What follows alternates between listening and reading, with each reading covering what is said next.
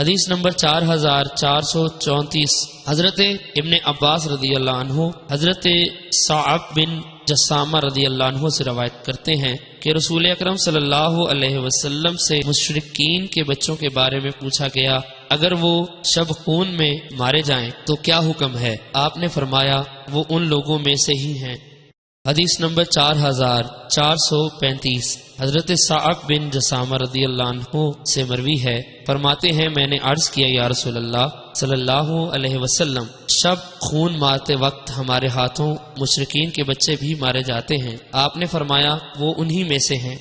حدیث نمبر 4436 حضرت صعب بن جسامہ رضی اللہ عنہ سے مروی ہے کہ رسول اکرم صلی اللہ علیہ وسلم سے کہا گیا کہ اگر کوئی لشکر رات کے وقت حملہ کرے اور مشرکین کے بچے بھی مارے جائیں تو کیا حکم ہے؟ فرمایا اپنے باپ دادا مشرکین میں سے ہیں۔